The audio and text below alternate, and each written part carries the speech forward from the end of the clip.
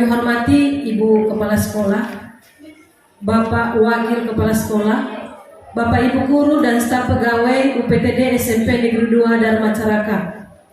Kita bersyukur pada kesempatan ini kita boleh berkumpul di ruangan ini dengan penuh sukacita. Pertama dulu, kami mengucapkan terima kasih kepada Ibu Kepala Sekolah yang telah memberikan waktu buat kami dalam pengibasan ini, dan kami juga mengucapkan terima kasih kepada Bapak Ibu Guru yang telah meluangkan waktu dan yang telah mendukung kami sesuai dengan undangan kami di WA Guru. Bapak Ibu Guru sekalian, saya Erniani Tanenggolan dan teman saya Ibu Analis Daily 2 bulan yang lalu hingga pada saat ini kami mengikuti pelatihan guru penggerak, yang mana kami telah melalui modul 1.1 sampai saat ini modul 2.1. Yang telah selesai kami ikuti yaitu modul 1.1 sampai modul 1.4. Yang mau kami bahaskan pada kesempatan ini yaitu modul 1.4, yaitu yang bertemakan dengan budaya positif di lingkungan sekolah. Bapak Ibu Guru yang hebat, sebelum kami memulai acara kita, kami minta dulu kesediaan Ibu Kepala Sekolah untuk membuka acara ini sekaligus menyampaikan kata pembukaan buat kita. Ibu, disilakan. Baik, selamat pagi untuk kita semua, ya Hobu. Yang kami hormati Bapak Ibu Wakil Kepala Sekolah, Bapak Ibu Kasek, dan seluruh Bapak Ibu Guru yang sudah hadir pada pagi hari ini. Teristimewa ini 2 guru, calon guru penggerak untuk angkatan ke-6 yang lewat tes di UPTD SMP Negeri 2, baik Ibu Nenggolan dengan Ibu Analis. Dan mungkin itu satu kebanggaan kita dari SMP Negeri 2 ini. Tentu ini hal positif, ya, positif untuk kita, di mana kegiatan yang mereka ikuti ini suatu hal yang membawa, ya, di sisi membawa nama baik sekolah kita. Tentu dengan mereka mengikuti ini juga membawa hal baru nanti di sekolah kita.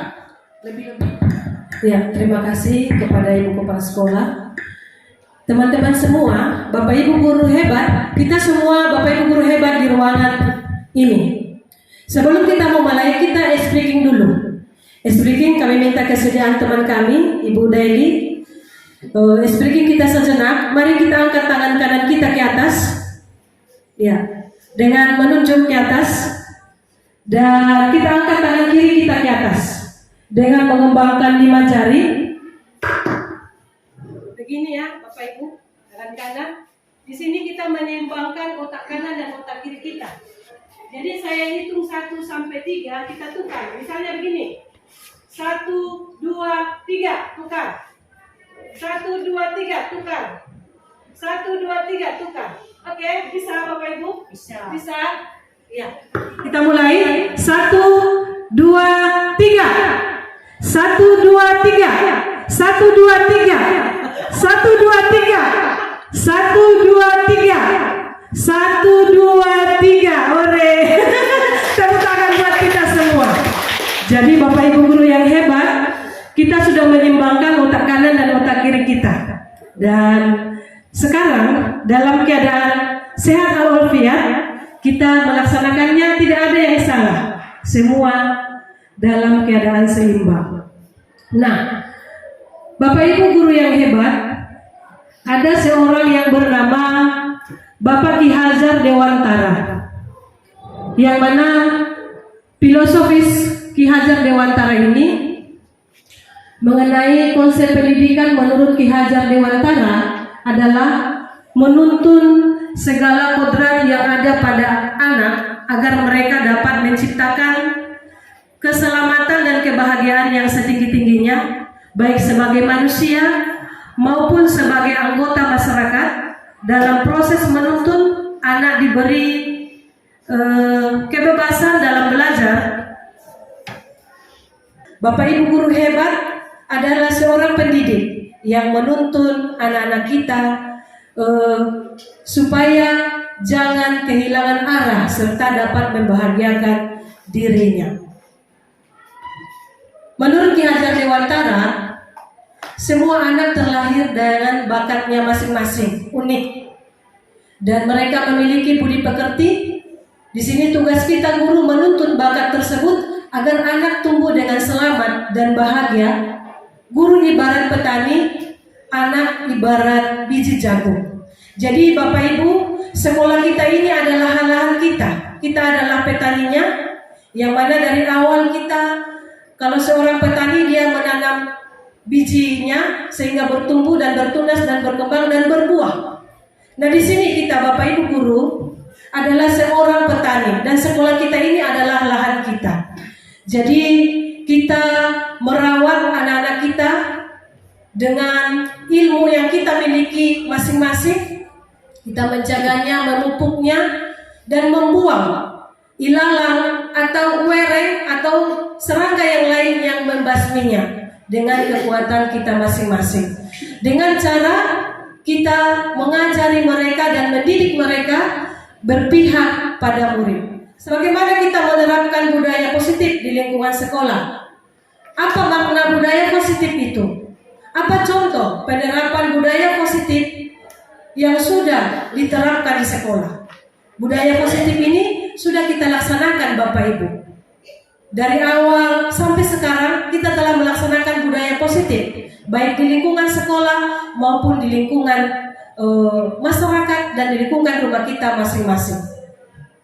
Budaya positif di sekolah adalah nilai-nilai kebiasaan-kebiasaan di sekolah yang berpihak pada murid agar mereka dapat berkembang menjadi pribadi yang kritis, penuh hormat dan bertanggung jawab. Yang pertama, ilusi bahwa kritik dan membuat orang merasa bersalah dapat menguatkan karakter. Ilusi bahwa semua penguatan positif, efek dan manfaat.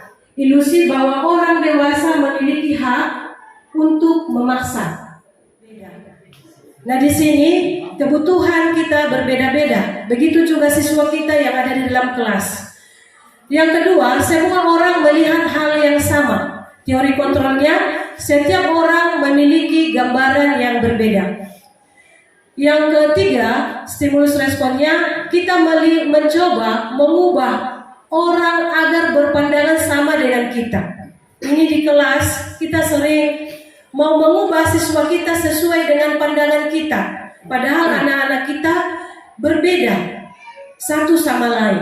Teori kontrolnya, kita berusaha memahami paradigma orang lain tentang, kita berusaha memahami pandangan orang lain tentang dunia.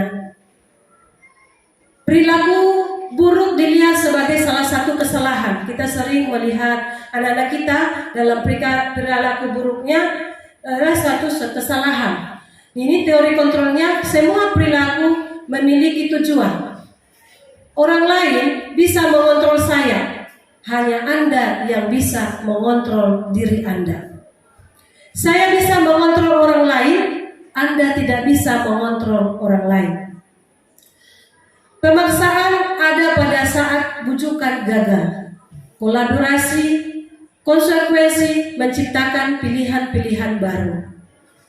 Model berpikir menang atau kalah. Teori kontrolnya, model berpikir menang-menang.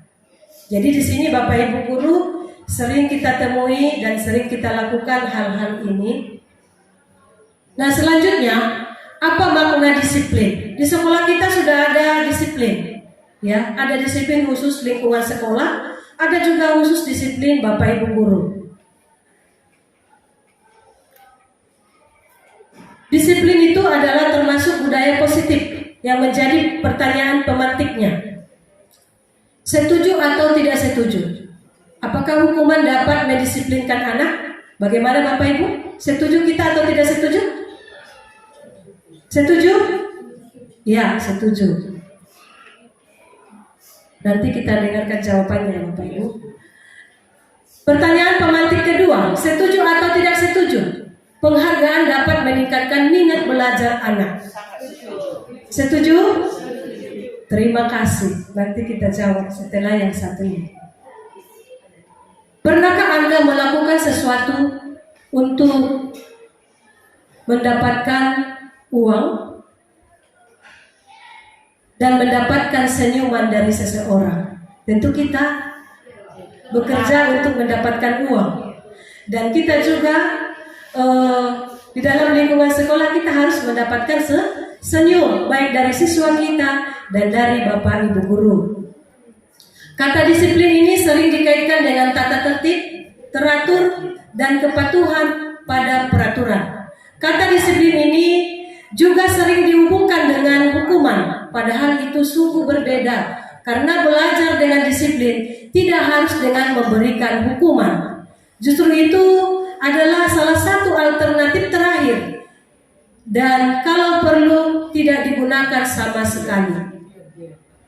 Disiplin menurut tokoh pendidikan yaitu Bapak Ki Hajar Dewantara mengatakan, di mana ada kemerdekaan, di situ harus ada disiplin yang kuat. Ki Hajar Dewantara adalah seorang kita ambil pikirannya, konsepsinya, keteladannya, sikap merdeka. Diambil dari cetakan kelima dari tahun 2013 halaman 470. 3 motivasi perilaku manusia.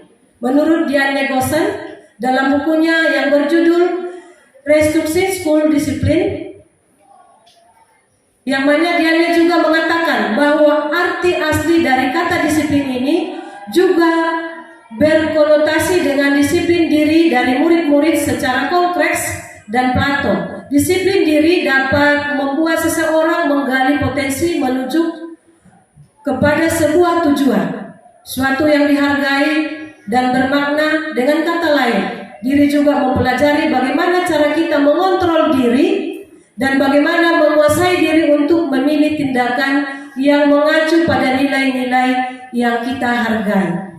Memiliki disiplin diri berarti mereka bisa bertanggung jawab terhadap apa yang dilakukannya karena mereka mendasarkan tindakan mereka pada nilai-nilai kebajikan universal. Sebagai pendidik, tujuan kita adalah menciptakan anak-anak yang memiliki disiplin diri sehingga mereka bisa berperilaku dengan mengacu pada nilai-nilai kebajikan universal dan memiliki motivasi intrinsik bukan ekstrinsik. Untuk menghindari ketidaknyamanan atau hukuman, yang pertama, motivasi terendah dari perilaku manusia.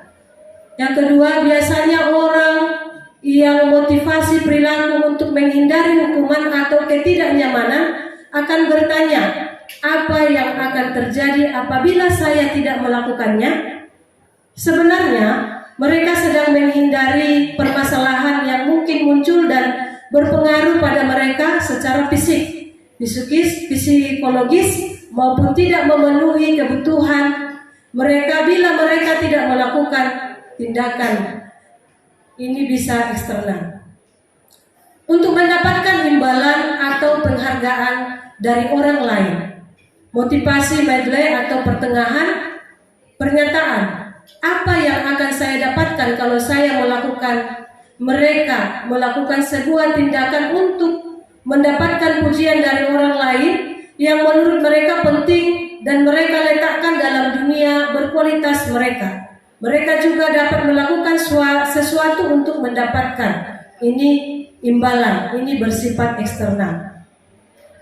Dampak pemberian penghargaan. Yang pertama, penghargaan tidak efektif. Yang kedua, penghargaan merusak hubungan. Yang mana di sini kalau kita berikan penghargaan kepada salah satu siswa, dalam 36 siswa, tentu ada kecemburuan antara siswa yang satu, membuat mereka malas untuk mendapatkan sesuatu tersebut. Sehingga yang ketiga, penghargaan menurunkan kualitas. Penghargaan mematikan kreativitas dan penghargaan menghukum. Saat seorang anak belajar untuk pertama kali, ini zaman SD, mereka menggabung huruf demi huruf dan kata demi kata serta menyadari bahwa ia dapat membaca. Timbul pijar di matanya dan sebuah senyuman di wajahnya. Anak tersebut begitu gembira bahwa ia telah mempelajari dan menguasai suatu keterampilan baru. Kesadaran akan memampukan bahwa dia sudah dapat membaca sesungguhnya sudah merupakan sebuah penghargaan. Jadi anak tersebut sudah bisa membaca, itu merupakan penghargaan bagi dirinya. Jika kita memberikan penghargaan kepada seseorang anak pada saat dia sedang merasa bangga dengan pencapaiannya sendiri, maka kita akan mengambil kegembiraan yang saat itu sedang dirasakan secara alamiah.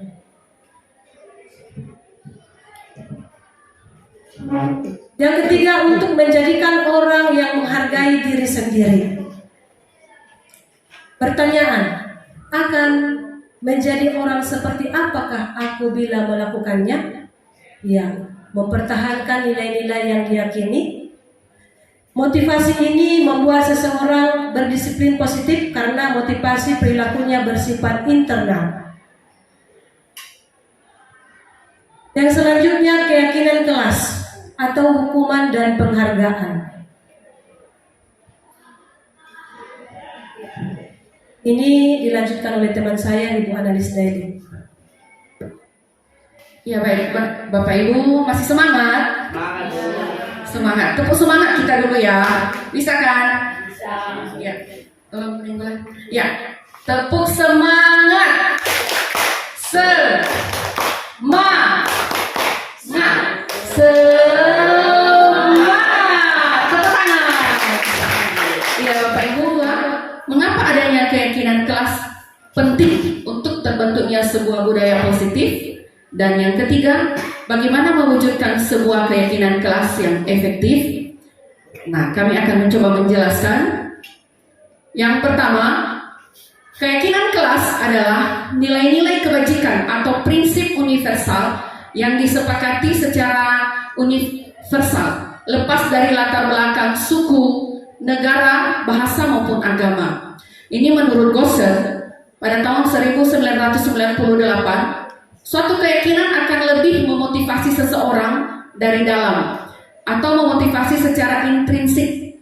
Seseorang akan lebih tergerak dan bersemangat untuk menjalankan keyakinannya daripada hanya sekedar mengikuti serangkaian peraturan. Jadi keyakinan dalam diri.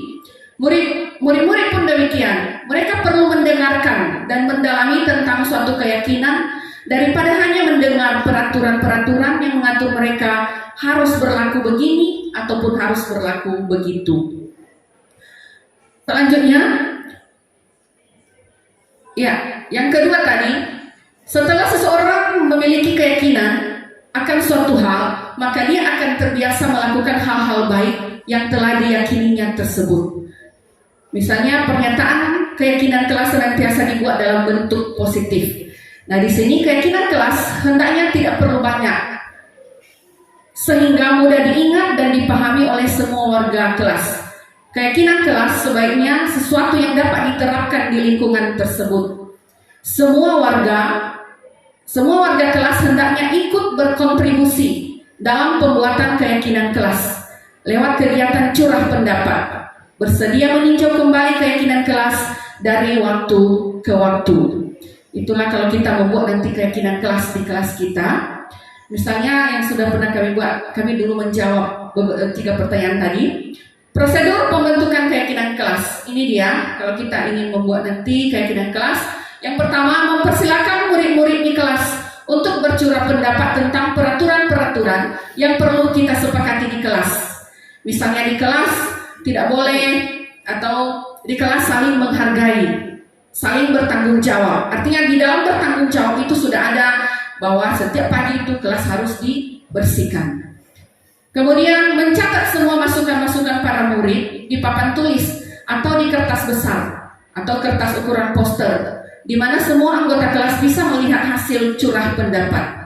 Kemudian kita menyusun keyakinan kelas sesuai prosedur pembentukan keyakinan kelas. Kita mengganti kalimat-kalimat dalam bentuk negatif menjadi kalimat positif. Contohnya begini, kalimat negatifnya begini: jangan berlari di koridor kelas, atau jangan berlari di kelas ataupun di koridor. Kita akan ganti dengan kalimat positif: berjalanlah di kelas atau di koridor. Yang berikut, setelah keyakinan kelas selesai kita buat, maka semua warga kelas dipersilakan meninjau ulang dan menyetujuinya dengan menandatangani keyakinan kelas tersebut, termasuk juga kita Bapak Ibu guru dan juga semua siswa kita. Nah, keyakinan kelas selanjutnya bisa diletakkan di dinding kelas, di tempat yang mudah dilihat oleh semua warga kelas. Nah, ini contoh kemarin saya dan juga Ibu Nenggolan telah membuat keyakinan kelas di kelas, baik itu di kelas 7A dan juga di kelas 9A.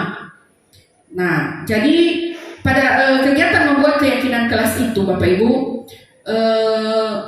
kami membagikan sticky note kepada anak-anak dan menulis apa saja hal-hal positif yang bisa kita terapkan di dalam kelas kita. Itu diambil semua, misalnya 32 orang siswa, maka 32 orang siswa harus bisa memberikan pendapat. Nah, jadi dari keyakinan kelas yang mereka tulis, kemudian kita tempelkan mungkin di kelas 7A, itu sudah kami tempelkan di atas seperti ini. Mereka ada yang menulis tidak mengganggu teman, ada yang menulis pada saat pembelajaran tidak harus menghargai Bapak Ibu guru yang masuk, hadir tepat waktu di sekolah, itu ada yang anak-anak yang menulisnya. Kemudian mereka melengketkan sticky note-nya di atas, misalnya ini kemarin saya kasih di kertas, kemudian saya pindahkan ke sini. Ini mereka membuat satu persatu keyakinan kelasnya. Nah, ini keyakinan kelas masing-masing anak sebanyak 32 orang. Nah, ini juga di kelas 9A kemarin sama Ibu Nenggolan. Nah, ini keyakinan kelas. Jadi mungkin dengan kita membuat keyakinan kelas, jadi anak-anak secara sadar, ya, secara sadar melakukan. Seperti tadi, Bu, keyakinan kelas kita yang berdoa dulu sebelum pembelajaran dimulai. Jadi anak-anak secara sadar, yaitu sudah merupakan motivasi intrinsik dalam dirinya, karena mereka sendiri yang buat peraturannya atau keyakinannya. Dengan mereka sendiri yang buat, maka kita mengharapkan mereka juga bertanggung jawab untuk melaksanakan keyakinan kelas itu. Nah, ini setelah itu tadi, maka kita buat simpulan keyakinan kelas. Mungkin sudah kami bagikan di Facebook kami, itu juga merupakan bagian dari tugas kami. Nah, ini kita simpulkan, inilah keyakinan kelas 7A membentuk budaya positif. Hadir tepat waktu, berdoa sebelum, dan seterusnya ya, menjaga kebersihan. Demikian juga dengan keyakinan kelas di 9A. Jadi kami berharap nanti Bapak Ibu juga, ya, kita wali-wali kelas dulu, ya, untuk membuat keyakinan kelas di kelas kita masing-masing untuk menciptakan budaya positif, dimulai dari lingkungan kelas kita. Ya Bapak Ibu, selanjutnya 5 posisi kontrol guru. Ini kelima posisi kontrol guru ini menurut si Diane dosen, ada 5 posisi kontrol guru yang diterapkan oleh seorang guru. Kelima posisi itu, yang pertama adalah penghukum, pembuat orang merasa bersalah, guru juga sebagai teman, sebagai pemantau, dan sebagai manajer. Kita akan coba mengulas satu persatu. Yang pertama adalah sebagai penghukum, guru sebagai penghukum. Seorang penghukum bisa menggunakan hukuman fisik maupun verbal. Orang-orang yang menjalankan posisi penghukum senantiasa mengatakan bahwa sekolah memerlukan sistem atau alat yang lebih menekan murid-murid lebih dalam lagi. Guru-guru yang menerapkan posisi penghukum akan berkata, patuhi aturan saya atau awas kamu. Tuh, selanjutnya, kamu selalu saja salah. Pasti selalu yang terakhir selesai. Nah, di sini guru seperti ini senantiasa percaya hanya ada satu cara agar pembelajaran bisa berhasil, yaitu dengan cara dia sendiri. Ya, mungkin selama ini saya juga seperti itu selama ini, berada di posisi penghukum. Ya, kadang kalau soal tugas tidak diserahkan atau tidak selesai, kita marah kepada anak-anak. Selanjutnya, yang kedua adalah pembuat orang merasa bersalah.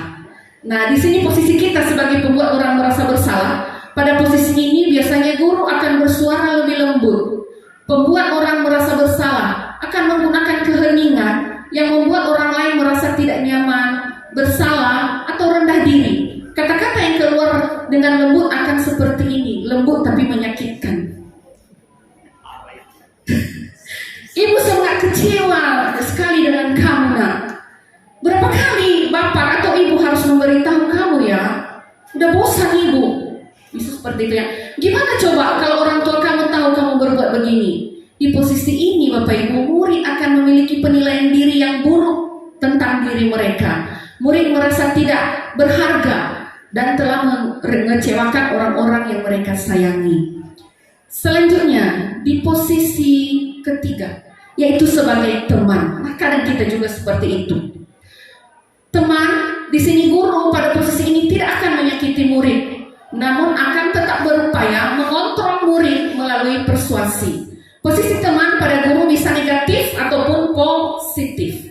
Posisi positif di sini berupa kita berhubungan baik dengan siswa atau hubungan baik akan terjalin antara guru dengan siswa. Guru di posisi teman menggunakan hubungan baik dan humor untuk mempengaruhi seseorang. Ini mereka akan berkata, ayo bantulah, demi bapak ya, demi ibu ya nak, ayo bantu. Ayo ingat tidak bantuan bapak selama ini. Nah, kita ingatkan dia bahwa kita sudah membantunya, memberikan nilai yang bagus selama ini. Itu posisi teman. Ya sudah, kali ini tidak apa-apa, nanti ibu bantu bereskan. Nah, itu juga sebagai posisi teman. Hal negatif di sini Bapak Ibu dari kita berada di posisi teman adalah bila suatu saat guru tersebut tidak membantu, maka murid akan kecewa dan berkata, saya pikir Bapak Ibu teman saya, ternyata Bapak Ibu tidak membantu saya. Murid merasa dikecewakan dan tidak mau lagi berusaha. Hal ini yang mungkin timbul adalah murid hanya akan bertindak untuk guru tertentu. Misalnya hanya kepada saya saja, mau dia karena hanya sama saya dia berteman. Jadi hanya saya yang dihargai, guru lain tidak mau dihargainya. Dan tentu untuk guru dan tidak untuk guru lainnya. Murid akan bergantung pada hanya satu guru tersebut. Itu kalau kita berada di posisi teman. Selanjutnya, ketika kita berada di posisi yang monitor atau pemantau. Di sini monitor berarti mengawasi. Pada saat kita mengawasi, kita bertanggung jawab atas perilaku orang-orang yang kita awasi. Posisi pemantau berdasarkan pada peraturan-peraturan dan konsekuensi. Dengan menggunakan sanksi atau konsekuensi, kita dapat memisahkan hubungan pribadi kita dengan murid sebagai seseorang yang menjalani posisi pemantau. Pertanyaan yang diajukan seorang pemantau, peraturannya apa? Apa yang telah kamu lakukan? Yang kamu lakukan ini sanksi atau konsekuensi? Sanksi atau konsekuensinya apa setelah kamu melakukan kesalahan ini? Nah, seorang pemantau sangat mengandalkan perhitungan, catatan, data yang dapat digunakan sebagai bukti atas perilaku seseorang. Seperti kita mencatat-catat, ini perilakumu ya. Posisi ini akan menggunakan stiker, spill, catatan, daftar cek. Posisi monitor sendiri berawal dari teori stimulus respon yang menunjukkan tanggung jawab guru dalam mengontrol murid. Dan posisi guru yang terakhir adalah sebagai manajer. Sebagai manajer adalah posisi mentor, di mana guru berbuat sesuatu bersama dengan murid. Kita mempersilahkan murid mempertanggungjawabkan perilakunya, mendukung murid agar dapat menemukan solusi atas permasalahannya sendiri. Seseorang manajer telah memiliki keterampilan di posisi teman, boleh juga dia di posisi teman maupun pemantau, dan dengan demikian bisa jadi di waktu-waktu tertentu kembali kepada kedua posisi tersebut bila diperlukan. Nah, di sini di mana di manajer, murid diajak untuk menganalisis kebutuhan dirinya maupun kebutuhan orang lain. Di sini penekanan bukan pada kemampuan membuat konsekuensi namun dapat berkolaborasi dengan murid bagaimana memperbaiki kesalahan yang ada. Seorang manajer akan berkata, apa yang kita yakini, maka kita tadi kembali ke keyakinan kelas. Apa keyakinan kita, Bu? Nah, seperti itu. Selanjutnya, apakah kamu meyakininya? Jika kamu meyakininya, apakah kamu bersedia memperbaikinya? Nah, itu yang akan kita sampaikan. Jika kamu memperbaiki hal ini menunjukkan apa tentang dirimu? Apakah kamu yang bertanggung jawab atau bagaimana? Apa rencana kamu untuk memperbaiki hal ini? Atau apa yang harus kamu lakukan untuk memperbaiki kesalahanmu? Tugas seorang manajer bukan untuk mengatur perilaku seseorang. Kita membimbing murid untuk dapat mengatur dirinya. Seorang manajer bukannya memisahkan murid dari kelompoknya, tapi mengembalikan murid tersebut ke kelompoknya dengan baik dan kuat. Contoh kasus misalnya, ada yang terlambat hadir di sekolah. Nah, ini penghukum. Nada suara tinggi, bahasa tubuh, mata melotot dan jari menunjuk menghardik. Terlambat lagi, pasti terlambat lagi. Selalu datang terlambat. Kapan bisa datang tepat waktu? Saya juga pernah seperti itu, Bapak Ibu, membuat itu sama anak-anak. Ya, mungkin kita jengkel kepada anak itu. Kamu lagi. Ya. Tapi mungkin ini juga dilema. Bagaimana kita dalam hal itu? Selanjutnya, kita menanyakan kepada diri kita. Bagaimana perasaan murid bila guru berbicara seperti itu pada saat murid datang terlambat, ya? Nah, ini dia akibatnya. Kemungkinan murid akan marah dan mendendam atau bersifat agresif. Bisa jadi sesudah kembali duduk, murid tersebut akan mencoret-coret bukunya atau mencoret mejanya. Maka lebih buruk lagi, sepulang sekolah, murid melihat motor kita atau mobil Bapak Ibu guru dan menggores kendaraan tersebut dengan paku. Dan puji Tuhan dulu di sekolah kita tidak ada murid yang seperti itu. Ya. Selanjutnya, di posisi sebagai teman, di masalah si Adi tadi, dia ramah, akrab, bercanda, bahasa tubuh merapat pada murid, mata dan senyum jenaka. Adi, ayolah, bagaimana sih kamu? Kemarin kamu sudah janji ke ibu bukan? Kenapa terlambat lagi? Sambil tertawa ringan. Ya sudah, tidak apa-apa, duduk dulu sana. Nanti ibu guru bantu kamu. Nah, ini pada posisi manajer, maka suara guru sudah ia tulus, tidak perlu marah, tidak perlu meninggikan suara, apalagi menunjuk-nunjuk jari ke murid, berkacak pinggang atau bersikap seolah-olah menyesal, tampak sedih sekali akan perbuatan murid, ataupun bersenda gurau, menempatkan diri sebagai seorang teman kepada murid. Nah, bisa jadi dalam praktik penerapan disiplin sehari-hari, kita akan kembali ke posisi teman atau pemantau, karena murid yang ditangani belum siap diajak berdiskusi atau diundang untuk melakukan restitusi nanti. Namun perlu disadari tujuan akhir dari 5 posisi kontrol seorang guru adalah pencapaian posisi manajer, di mana di posisi inilah murid dapat menjadi pribadi yang mandiri, merdeka dan bertanggung jawab atas segala perilaku dan sikapnya, yang pada akhirnya dapat menciptakan lingkungan yang positif, nyaman dan aman. Nah, ini hukuman. Nah, tadi mungkin sudah dijelaskan sedikit oleh Ibu Nenggolan. Dia perilakunya pasif atau agresif. Sistem tidak akan berjalan bila murid tidak takut. Berlaku hanya pada sebuah institusi, tidak berlanjut pada kehidupan yang nyata. Peraturannya adalah, maka kamu harus seperti ini. Kemudian, mencoba mengontrol anak dengan penguatan negatif, membayar impas dari kesalahan. Kemudian mode paksaan. Nah, ini lanjut. Kemudian konsekuensi. Nah, ini dia. Di konsekuensi, penguatan hanya bertahan dalam jangka waktu pendek. Memerlukan monitoring dan supervisi yang terus-menerus dari guru. Artinya kita terus memantau anak. Selanjutnya, membantu penerapan mengikuti peraturan dalam masyarakat. Apa peraturannya? Mampukah kamu melakukannya? Nah, boleh dikatakan juga kita ucapkan terima kasih kepada dia kalau sudah melakukannya. Murid atau anak menghormati peraturan. Mencoba mengontrol anak dengan penguatan positif, yaitu stimulus respon. Nah, disiplin dalam bentuk konsekuensi sudah terencana atau sudah disepakati, sudah dibahas dan disetujui oleh murid dan guru. Sama seperti kalau disiplin sekolah kita, waktu anak-anak baru awal masuk, maka kita akan menyampaikan, begini ya disiplin sekolah di sekolah kami. Sehingga anak-anak tidak terkejut lagi dengan aturan yang sudah kita sepakati bersama. Umumnya bentuk-bentuk konsekuensi dibuat oleh Bapak Ibu, oleh pihak guru, dan murid sudah mengetahui sebelumnya. Nah ini dia konsekuensi yang akan diterima bila ada pelanggaran. Pada konsekuensi murid tetap dibuat tidak nyaman untuk jangka waktu pendek. Konsekuensi biasanya diberikan berdasarkan suatu data yang umumnya dapat diukur. Misalnya setelah 3 kali tugas yang diselesaikan pada waktu yang diberikan, maka kita akan memberikan konsekuensi. Seperti kita terlambat 3 kali, maka baru ada konsekuensi. Kemudian kedua, validasi. Kita mau validasi tindakan yang salah terhadap murid.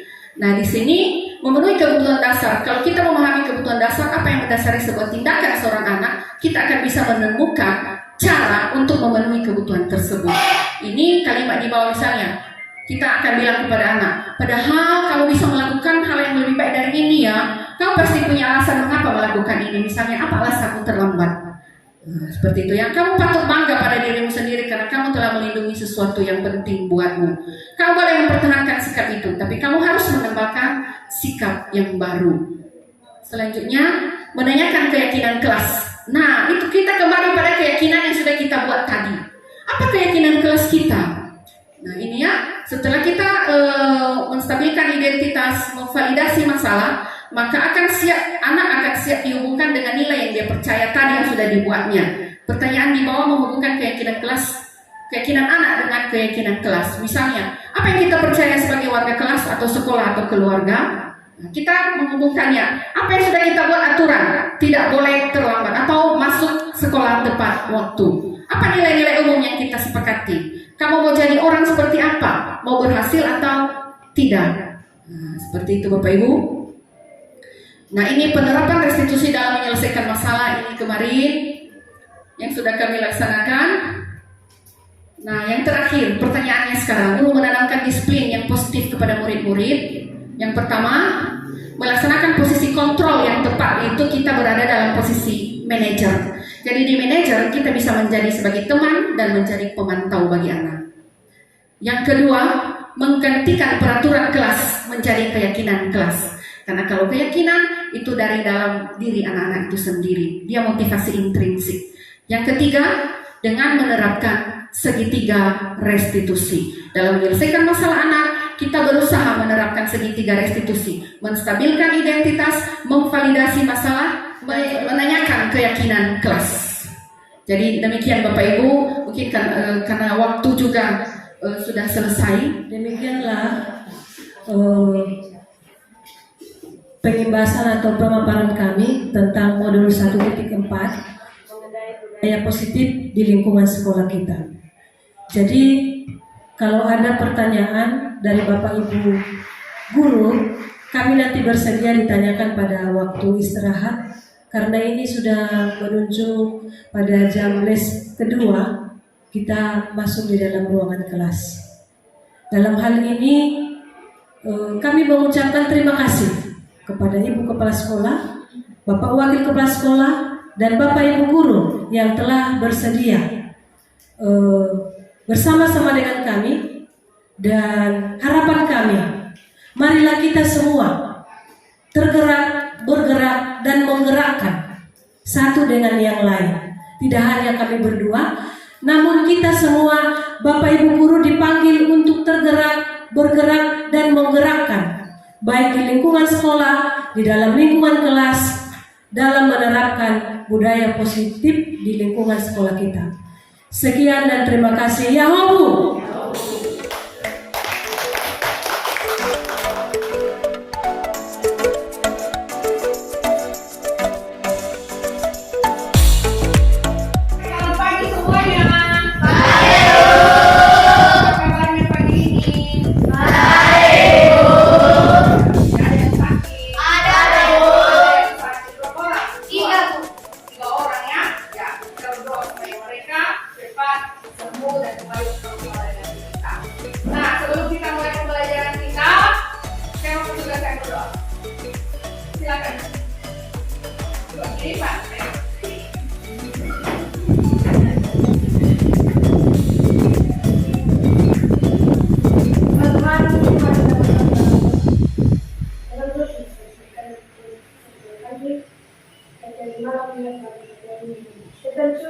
Antara kita memulai pelajaran kami Berikanlah kami, berikan kami kepintaran, agar dapat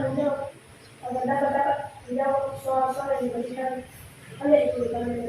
Itu Yesus, salam dengan kami, agar dapat menangkap pelajaran, semua kami pelajaran. Itu Yesus, bila doa mengharapkan kami, kami berhasil dan namamu, Yesus Kristus kembali kepada Amin. Oke, terima kasih. Anak-anak Ibu, hari ini kegiatan kita akan membuat dulu kesepakatan kelas kita. Setuju ya? Setuju. Saya tahu apa itu kesepakatan kelas dulu. Peraturan kelas, bagus sekali. Jadi, untuk apa kita buat kesepakatan kelas? Agar di kelas kita itu aman, nyaman, teratur, dan tertib. Nah, jadi di kesepakatan ini nanti silakan tulis, ya, silakan tulis apa menurut kamu kesepakatan kelas kita yang baik agar menumbuhkan budaya-budaya positif di kelas, dan nanti budaya positif ini juga bisa kita bawa di seluruh lingkungan sekolah. Bisa ya? Bisa. Nah, Ibu akan bagi sticky note-nya. Silakan ditulis nanti namanya satu persatu, tulis nama dan tulis apa hal-hal positif yang perlu kita terapkan di kelas kita. Oke? Ya, baik. Bantu Ibu dulu membaginya. Satu ya. Ini sudah bagi. Silakan tulis namanya. Kemudian tulis apa hal baik atau hal positif yang perlu kita kembangkan atau yang sebaiknya ada di dalam kelas kita. Silakan.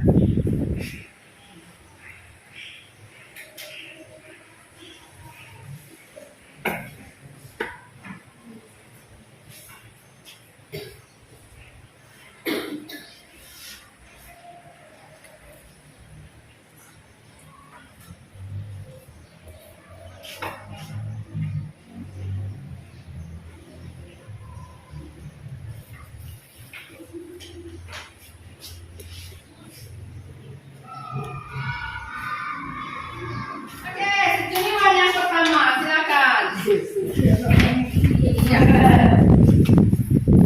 Ya, itu. Iya, oke, bagus, Seniman. Lanjut si Sachi, silakan. Siapa lagi? Ivan. Lanjut Ivan.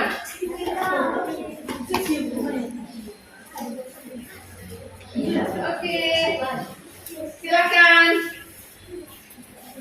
Sapan. Iya. Semua pink-pink ya. Gak ada yang kuning lagi. Ayo. Ya, yang rapikan. Berapa? Antri ya, antri. Udah ada antri. Ayo. Mengantri satu persatu. Jangan lupa. Mengantri. Berbaris ya. Oke. Antri nak.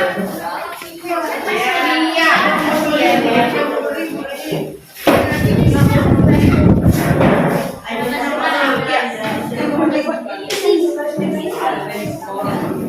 Oke. Mantap.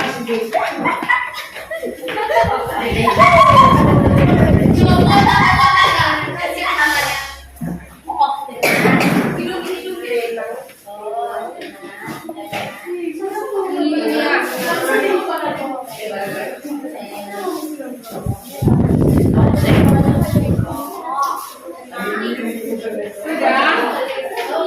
Wow, cantik sekali. Sudah?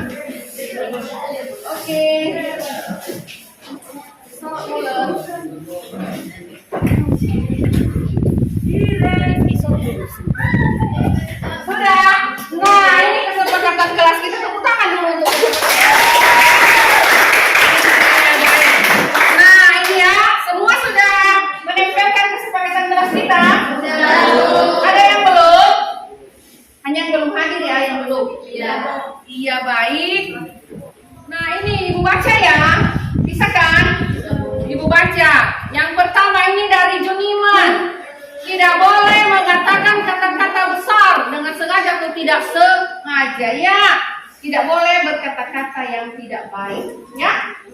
Bagus. Lanjut.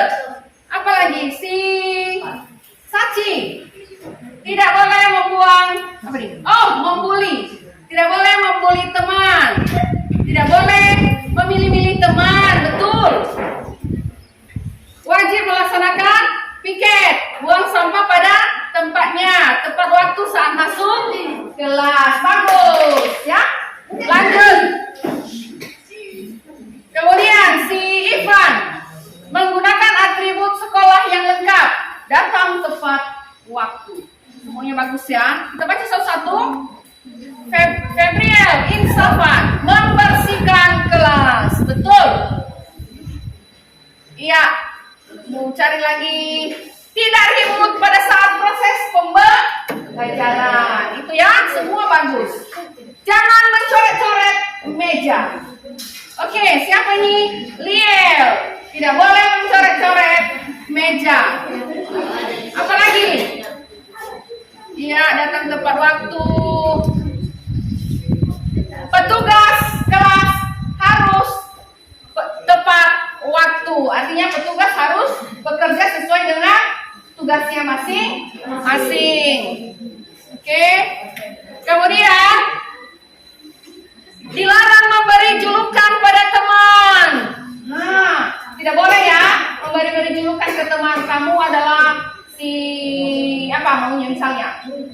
Si botak dan sebagainya. Ya. Lanjut. Dilarang melempar-lempar kertas. Oke. Udah, kemudian menjaga barang-barang yang ada di dalam kelas yang sudah menjadi tanggung jawab kelas. Oh iya, tidak boleh merusak semua fasilitas yang ada di dalam kelas. Menghormati guru ketika menjelaskan. Itu masuk menghargai ya. Kemudian tidak boleh keluar masuk kelas saat proses pembelajaran. Siapa ini? Si Nixi, betul nak? Ya, tidak boleh keluar masuk kelas. Tidak boleh menulis atau bermain-main saat guru menjelaskan. Nah, ini lagi.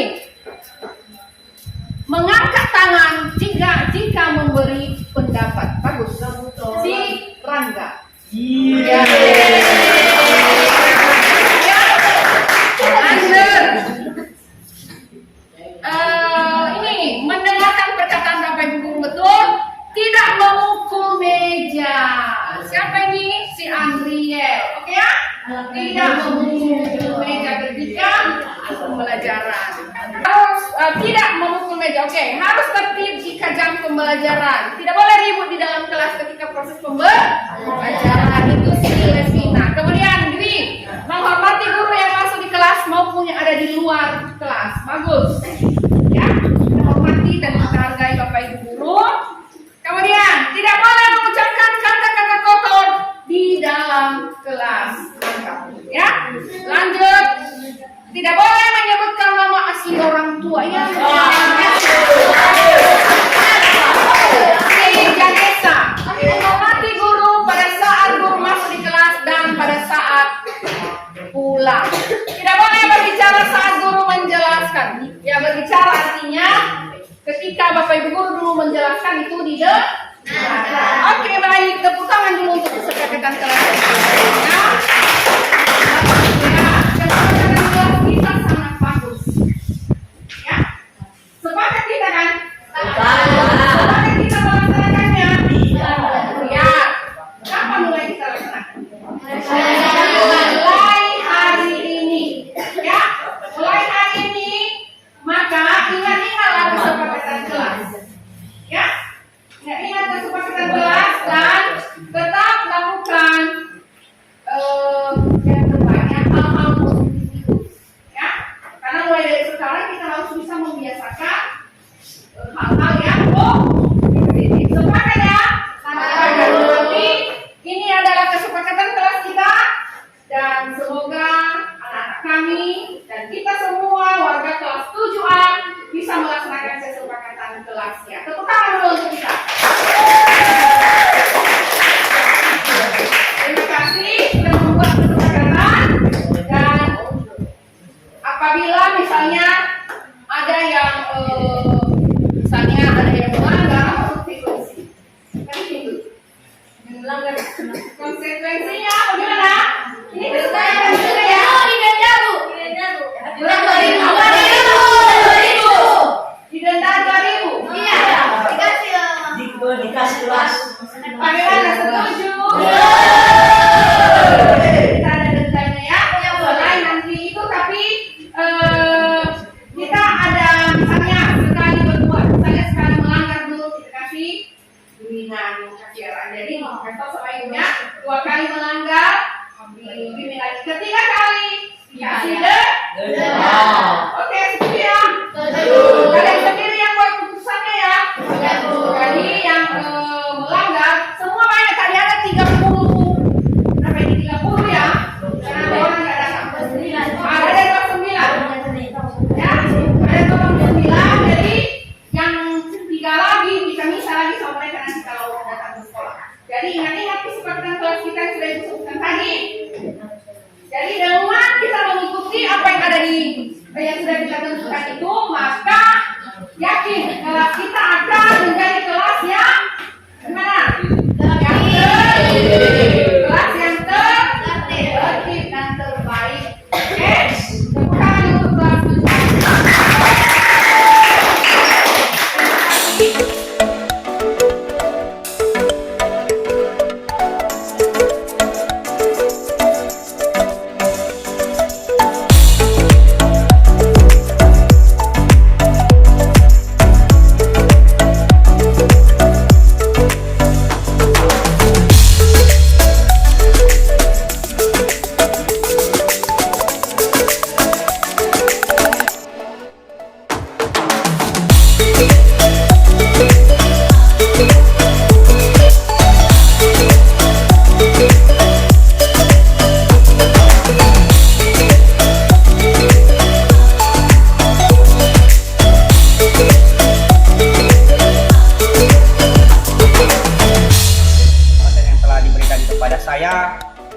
untuk memberikan refleksi terhadap pengimbasan budaya positif yang telah dilaksanakan oleh teman kami guru, calon guru penggerak angkatan 6 atas nama Ibu Analis Taili SPD dan Ibu Erni Anita Nainggolan SPD. Kami sangat berterima kasih ya, di mana dalam pengimbasan budaya positif ini kami dapat lebih memahami budaya positif di sekolah, khususnya di SMP Negeri 2 Dharma Caraka Gunung Sitoli Selatan, di mana guru berperan ya sebagai sebaiknya ya posisi kontrol manajer terhadap siswa. Nah, demikian saja yang bisa saya sampaikan. Saya ucapkan terima kasih. Salam restitusi. Refleksi kami dari guru SMP Negeri 2 Dharma Caraka setelah rekan kami atas nama Ibu Analis Taili dan Ibu Ernita Nainggolan SPD dalam pengimbasan budaya positif, kami berterima kasih dan kami mulai mengerti, semakin memahami juga tentang hal-hal yang harus kami pahami tentang siswa kami sendiri, terlebih tentang keyakinan kelas bahwa anak-anak harus lebih dimengerti dari kontrol dari guru sendiri atau keinginan guru sendiri. Dan mudah-mudahan dengan pengimbasan budaya positif ini, kami guru-guru seluruh SMP Negeri 2 Dharma Caraka bisa melakukannya dan bisa mencapai seperti yang diharapkan tadi sebagai guru, sebagai manajer. Terima kasih, salam restitusi.